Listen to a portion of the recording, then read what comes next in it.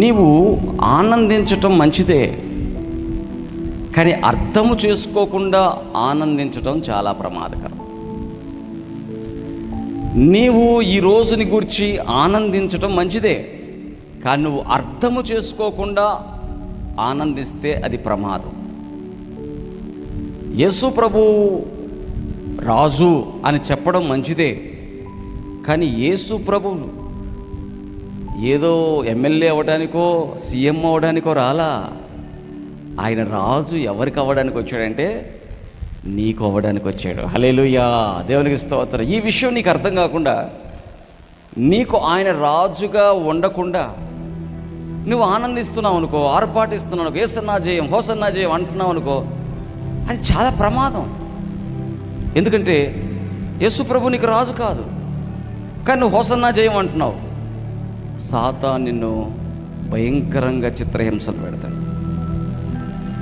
నీకు రాజు యేసు ప్రభు అయితే సాతాను నిన్ను ముట్టలేడు. చప్పట్లు కొడదాం ఒకసారి.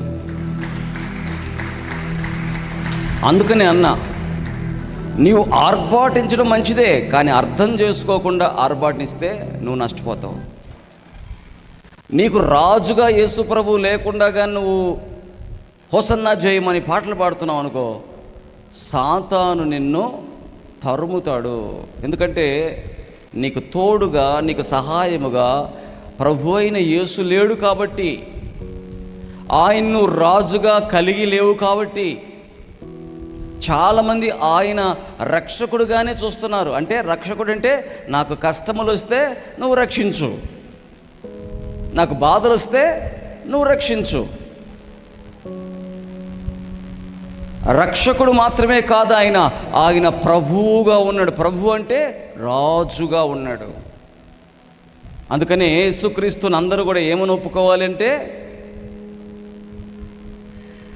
రోమీలకు రాసిన పత్రికలో చదవండి ఒకసారి. రోమీలకు రాసిన పత్రిక 10వ అధ్యాయం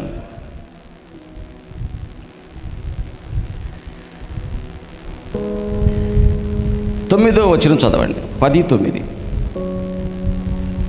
రోమీలకు రాసిన పత్రిక 10వ అధ్యాయం 9వ వచనం. అదేమనగా యేసు ఏమంటాడు? యేసు ప్రభువని నీ నోటితో ఒప్పుకొని దేవుడు మృతుల్లో నుండి ఆయన లేపినని నీ హృదయమందు విశ్వసించిన ఎడల, చూసారా, యేసునే ఏమని ఒప్పుకోవాలి? He is my lord, my lord. ఆయన నా ప్రభువు,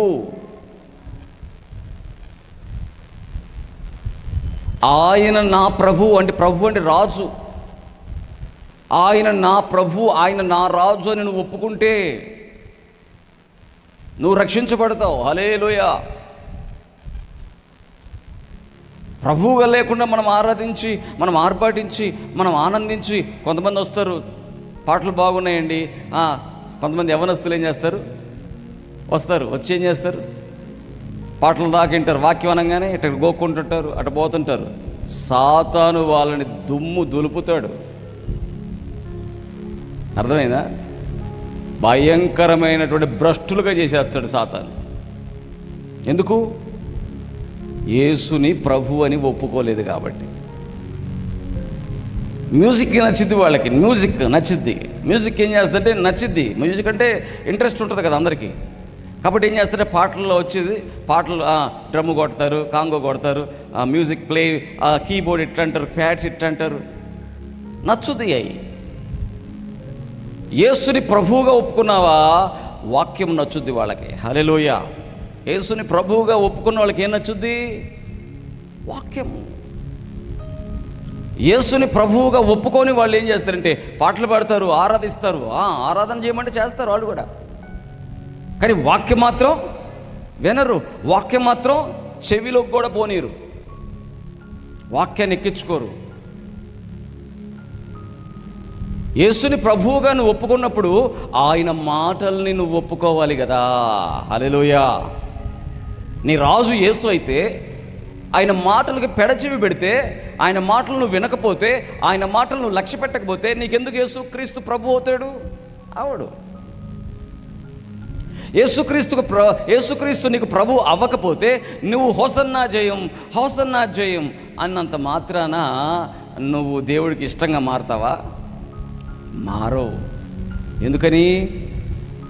యేసు ప్రభు చెప్పింది చేసినప్పుడే నువ్వు మారుతావు. నీకు ఇష్టమైంది యేసు ప్రభు చేయుడు. హల్లెలూయా. యేసు ప్రభుకి ఇష్టమైంది నువ్వు కూడా చెయ్యాలి. అక్కడ వాళ్ళు చేసింది అదే. ఏంటి? హోసన్నా జయం అన్నారు. ఎక్కడ? యెరూషలేము ఎంట్రన్స్లో. కానీ యెరూషలేములోకి వెళ్ళిన తర్వాత యేసు ప్రభువుని పట్టుకుంటున్నారు సైనికులు వచ్చి. తీసుకెళ్ళి పిలాతు ముందు నిలవబడినప్పుడు అదే ప్రజలు ఏమంటున్నారు? సిలువ వెయ్యండి. ఏ ప్రజలు? ఎందుకని? మేమేదో అనగానే ఆ పిలాతు సైన్యమంతా కళ్ళు మూసుకుపోయి చెల్లా చెదురైపోయి పారిపోతారు. ఈయన దగ్గర అంత శక్తి ఉంది, ఇప్పుడు ఆయన వచ్చి చేసేస్తాడు అనుకుంటే ఈయనేంది ఇట్లా మౌనంగా నిలబడ్డాడు. సిలువ వేస్తుంటే తండ్రి చిత్తం లేకుండా నువ్వు నాకేది చేయలేవు అంటే, ఇప్పుడు మనం ఈయనకు సపోర్ట్ చేస్తే మనల్ని కూడా సిలువేస్తారేమో, ఈయన సపోర్ట్ చేస్తే మనల్ని కొడతారేమో, మాకొద్దు బాబు అని చెప్పి ఎవరైతే బయట ఆర్భాటముగా మాట్లాడారో వాళ్ళు ఏమంటున్నారు ఇప్పుడు? సిలువ వేయండి అని ప్రజలందరూ గొల్లు చేశారంట. అంటే వాళ్ళకి ఏం కావాలి? తాత్కాలిక. దేవుడి ప్రణాళిక ఎప్పుడు కూడా నీకిష్టమైనది కాదు. ఈరోజు మనం రక్షించబడ్డానికి ఆ రోజు యేసు ప్రభు మౌనంగా సిలువ మీద యాగమైపోయాడు. మనం రక్షించబడాలి. ఈరోజు నీ ఒక్కడివే నేను యేసు ప్రభుని నమ్ముకుని నీ కోసం ఒక్కడి కోసం కాదు. నీ ఊరిలో ఉన్నటువంటి ఎంతోమంది నరకానికి పోతున్నారే వారి కోసం కూడా యేసుప్రభు తన రక్తాన్ని గార్చి ప్రాణం పెట్టాడు. నీకున్నటువంటి నిజంగా నీ యేసుప్రభు నీకు నిజంగా నీ రాజు అయితే ఆయన నీకు చెప్తాడు ఏమని తెలుసా? నీ స్నేహితులకి నువ్వు నా ప్రేమను ప్రకటించావా? నీ స్నేహితులకు నా ప్రేమను ప్రకటించావా? ఖచ్చితంగా చెప్తాడు. లేదు ప్రభా, నేను ప్రార్థన చేసుకున్నాను, నాకు రోగం వస్తే తగ్గించు ప్రభా అని ప్రార్థన చేసుకున్నాను, తగ్గించావు, నీకు వందనాలు, అంతవరకు చాలు. శ్రమ నాకొద్దు. ఏం శ్రమ? స్నేహితులకి వెళ్ళి యేసుప్రభు గురించి చెప్తే వాళ్ళు ఎక్కిరిస్తారు, హేళన చేస్తారు. శ్రమ. తాగుబోతోళ్ళకి యేసుప్రభు అని చెప్తే నా మీద ఏం చేస్తాడు? గోల్ చేస్తాడు. శ్రమ. నాకొద్దు ప్రభువా. అంటే యేసు ప్రభుకి ఇష్టమైంది నువ్వు చేయకపోతే ఆయన రాజు నీకు ఎట్లవుతాడు? దేవునికి స్తోత్రం కలుగును గాక. హోసన్నా జయం అని మట్టలు పట్టుకున్నారంటున్నావు, బాగానే ఉంది. దారి పొడుగున వస్త్రాలు పరిచారన్న బాగానే ఉంది. అంత స్వార్థమే కదా. ఎందుకు దారిని పొడినా నువ్వు వస్త్రాలు పరిచావు? ఆయన రాజు అయితే నువ్వు ఇంకో పెద్ద కంబలు కొనుక్కోవడానికే. దేవునికి స్తోత్రం చెప్పండి. కానీ ఆయన ఆ రాజు అవ్వడానికి రాలా. ఏ రాజు? భూ సంబంధమైన రాజు అవ్వడానికి రాలా. ఆయన ప్రజలకు హృదయాల్లో రాజుగా ఉండడానికి వచ్చాడు. కత్తి పట్టుకుని యుద్ధాలు చేసినటువంటి అనేకమైన రాజులు, శ్రీకృష్ణ దేవరాయలు, నెపోలియన్ చక్రవర్తి, అలెగ్జాండర్ చక్రవర్తి, పెద్ద పెద్ద చక్రవర్తులందరూ కూడా రక్తము కార్చారు. ఏది? తన రక్తం కాదు, ఇతరుల రక్తాన్ని. కత్తి తీసుకుని అందరినీ చంపారు. రక్తం కారిపోయింది, వేరే వాళ్ళ రక్తం. కానీ వాళ్ళెవ్వరూ ఈరోజు ఎవరి హృదయాల్లో కూడా లేరు.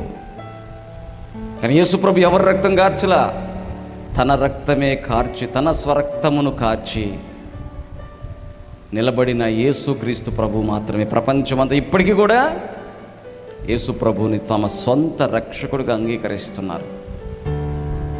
అంటే ఆయనలో ఎంత గొప్ప, ఆయన ప్రణాళిక ఎంత గొప్పదో నువ్వు అర్థం చేసుకోవాలి. అందుకని అంటున్నాను, నీవేదో పాటలు పాడాను, నాకేదో మంచి గొంతుంది, లేకపోతే ఇవి, వాటిని బట్టి నీకు ఏది రాదు. నీ హృదయంలో యేసుని రాజుగాను ప్రతిష్ఠించుకోవాలి. అందుకనే నీవు ఎప్పుడు కూడా యేసుక్రీస్తు ప్రభువుని రాజుగాను చేసుకున్నప్పుడు అప్పుడు యాగం అవ్వడానికి కూడా ఇష్టపడతావు. ఏంటి యాగం అంటే? యేసు ప్రభు కోసం నువ్వు అవమానించబడ్డానికి సంతోషిస్తావు. హల్లెలూయా. యేసు ప్రభు కోసం నువ్వు బాధలు పెట్టబడ్డానికి సంతోషపడతావు.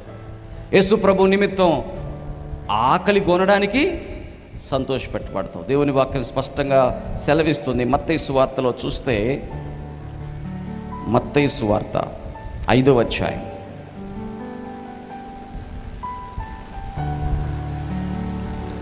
కొండ మీద ప్రసంగం చేస్తూ యేసు ప్రభు మాట్లాడుతున్న మాటలు, ధన్యతల వచనాలు. మత్తయి సువార్త 5వ అధ్యాయం 10వ వచనం.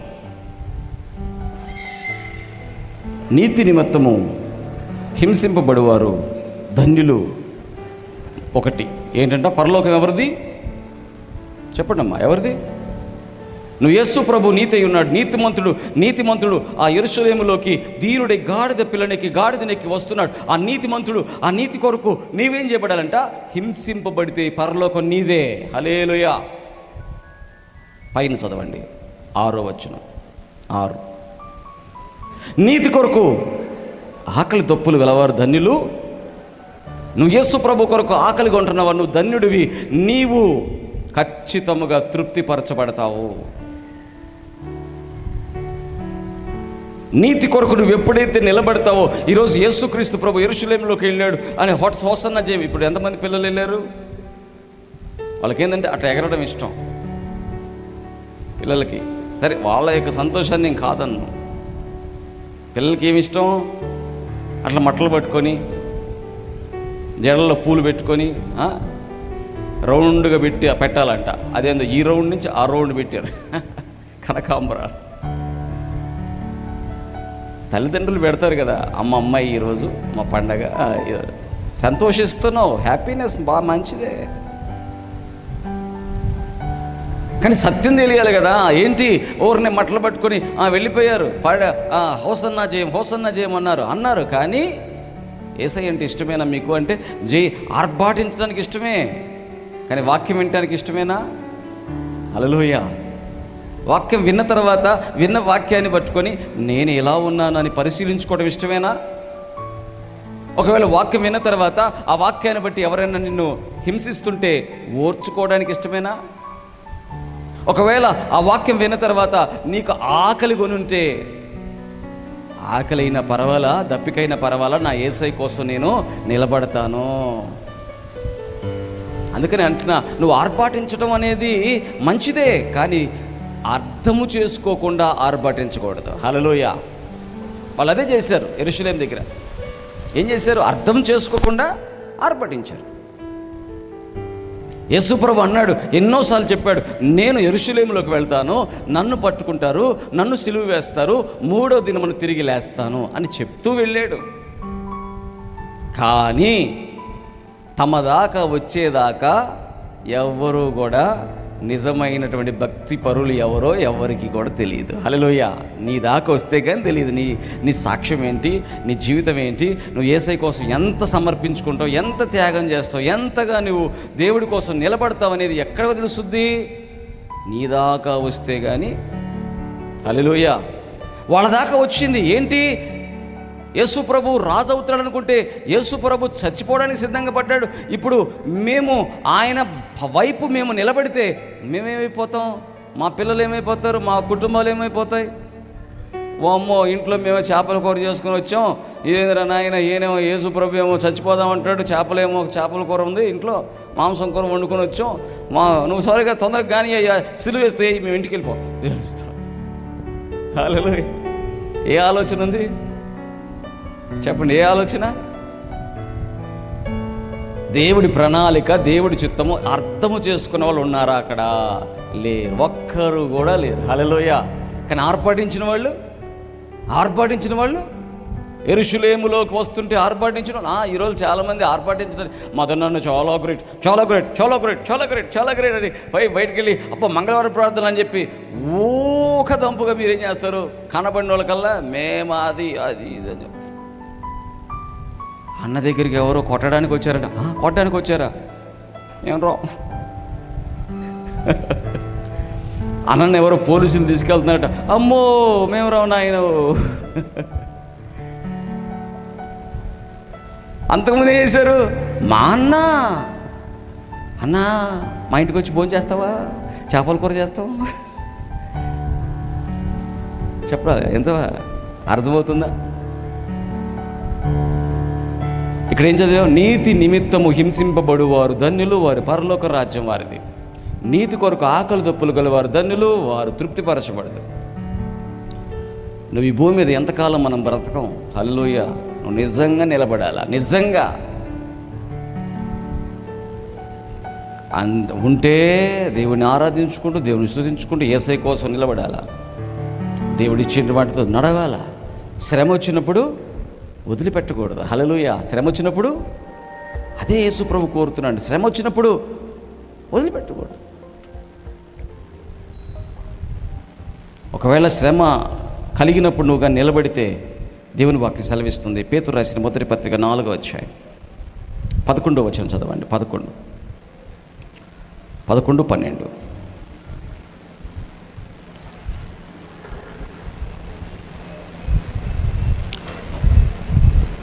మొదటి పేతురు 4వ అధ్యాయం 11, 12.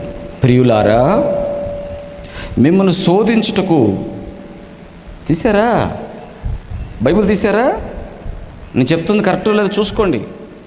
మిమ్మల్ని శోధించుటకు మీకు కలుగుచున్న అగ్ని వంటి మహాశ్రమను గురించి మీకేదో ఒక వింత సంభవించినట్టు ఆశ్చర్యపడకండి. క్రీస్తు మహిమ బయలుపరచబడినప్పుడు మీరు మహానందంతో సంతోషించే నిమిత్తం క్రీస్తు శ్రమలలో మీరు పాలివారై ఉన్నంతగా శ్రమ వచ్చినప్పుడు ఏం చేయాలంట? సంతోషించండి. హల్లెలూయా. శ్రమ రాకప్పుడు సంతోషిస్తున్నారు, బాగానే ఉంది. శ్రమ లేదు, శ్రమ లేనప్పుడు ఏం చేస్తున్నారు? సంతోషిస్తున్నారు, పాటలు పాడుతున్నారు, గంతులు వేస్తున్నారు. కానీ శ్రమ వచ్చినప్పుడు సంతోషించండి. హల్లెలూయా. ఇది నిజమైనటువంటి క్రీస్తు బిడ్డల యొక్క లక్షణం. క్రీస్తు మనకు రాజు అయితే ఆయన కోసం శ్రమలలో కూడా సంతోషిస్తాం. హల్లెలూయా. శ్రమలంటే ఏంటి? నిన్ను దూషిస్తారు, నీ మీద నిందలేస్తారు, నువ్వు చెయ్యింది చేసావని అబద్ధాలు చెప్తారు, నిన్ను కొడతారు, ఏమైనా చేయని. మరణము వరకు ప్రాణము పోతుంది అని ప్రాణము కోసం వాళ్ళు లక్ష్య పెట్టరు. హల్లెలూయా. క్రీస్తు కోసం నిలబడిన వాళ్ళు ఏం చేయరు? ప్రాణం కోసం లక్ష్య పెట్టరు. ఏదో ఒకరోజు వెళ్ళిపోతాం కదా. నేను యేసు ప్రభుని ఎంత ప్రేమిస్తున్నానంటే, యేసు ప్రభు నన్ను ఎంతవరకు ఈ భూమి మీద ఉంచవలనో అంతవరకు నేను యేసు ప్రభుని ప్రేమిస్తాను.